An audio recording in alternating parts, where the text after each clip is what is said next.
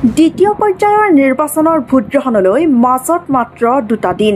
যিমানেই দিন চমু চাপি আহিছে সিমানেই শাসক বিৰোধীৰ লগতে নিৰ্দলীয় প্ৰাৰ্থীসকলৰ তুংগত হৈ উঠিছে নিৰ্বাচনী প্ৰচাৰ।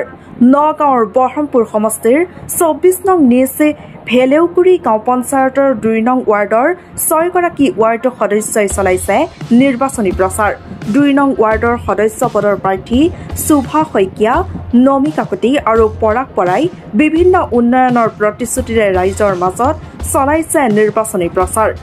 নামটো হয়, মোৰ নাম সুভাৰাণী শইকীয়া। আপুনি কোনটো পঞ্চায়তৰ কি নম্বৰ ৱাৰ্ডৰ প্ৰাৰ্থী হয়? মই নিজ ভেলুগুৰি 2 নম্বৰ ৱাৰ্ডৰ পৰা উঠিছো।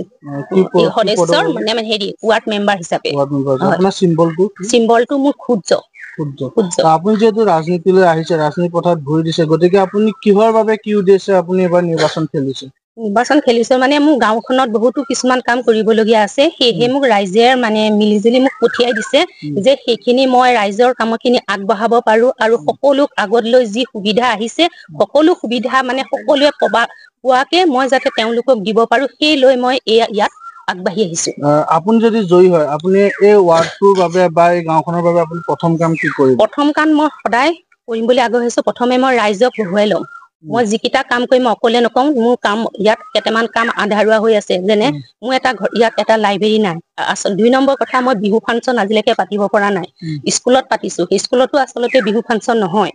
আৰু 2 নম্বৰতে মোৰ নামঘৰটো আজিলৈকে পানী পৰে। সেই 3টা কাম প্ৰথমতে আৰম্ভ কৰি মই নকৰো, মোৰ গাঁৱৰ মানুহখিনিক বহুৱাই ল'ম। তেওঁলোকে যিটো কাম কৰিবলৈ দিয়ে তাক লৈহে মই আগবাঢ়িম। বৰ্তমান আপুনি কিমান আশাবাদী? ৰাইজৰ মই এনেকুৱা আশাবাদী, মই 100% গোটেই মানুহখিনি মোৰ লগত আছে। মই জয়ী হ'ম বুলি মই বিশ্বাস কৰিছো। গতিকে মই ৰাইজৰ মাজলৈ মোৰ লগত আছে, সতীৰ্থ সকললৈ ঠেলি দিছো। তেওঁলোকে কি কব? প্ৰচাৰ কেনেকুৱা হৈছে বৰ্তমান প্ৰচাৰ মোৰ ভালেই হৈ আছে। মই গোটেই 2টা ৱাৰ্ডৰ মাজত ধুনীয়াকে কৰি আছো। সকলোৱে মোক এইবাৰ জয়ী হ'ব বুলি আশীৰ্বাদ দিছে। তাৰ কাৰণে মই আগবাঢ়ি আহিছো। মই 100% জয়ী হ'ম বুলি মই আশাবাদী।